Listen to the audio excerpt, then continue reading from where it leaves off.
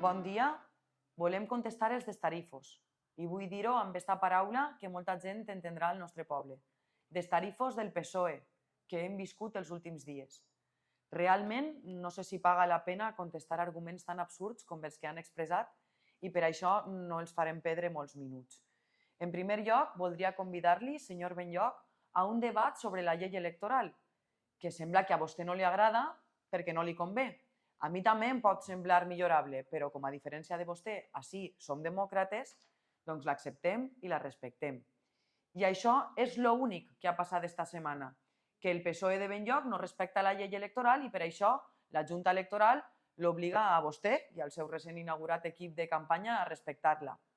Ara diu que no recorrerà la resolució de la Junta perquè... I per què? Diga la veritat. Doncs no la recorrerà perquè sap molt bé que la perdrà.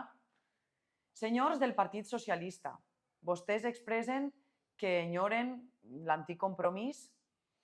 Doncs en el meu cas no puc sentir eixa nostàlgia, perquè gran part dels seus són exactament els mateixos que quan jo vaig perdre la comunió. No han canviat, suposo que estan massa còmodes en la seva posició. Així, els meus companys tenen la resolució de la Junta que a vostè no li agrada. De la Junta, no de Compromís.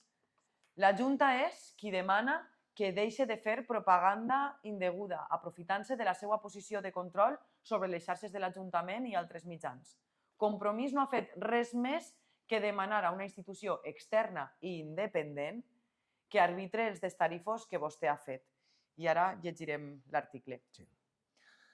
Por una unanimidad se acuerda, en relación a la reclamación efectuada en el escrito RG 2023-00103, requerir al Ayuntamiento de Vila-real la retirada inmediata de la propaganda electoral de todas las redes sociales y medios digitales o escritos que dependen del Ayuntamiento, Facebook, Twitter, Instagram, etc. Y ello al amparo de lo establecido en el artículo 50 de la LOREG y a la Instrucción 2-2011 de 24 de marzo de la Junta Electoral Central, interpretativa de este precepto legal. I no perdrem més temps en este debat absurd de Benlloch i els seus, que només fa que intentar desviar l'autèntic interès de ciutadans i les ciutadanes. Perquè el que els ciutadans i les ciutadanes de Vila-real volen és que s'acabe este caos i desastre de gestió de Vila-real, aquestes polítiques d'extrema dreta disfressades amb les sigles del socialisme i l'autoritarisme com a política en general, que se senta la seva veu, que se'ls escolte i que es facin propostes, com les que Compromís per Vila-real porta temps fent a les places, als carrers, a la nostra seu, i allí els esperem, perquè és allí on hem estat sempre.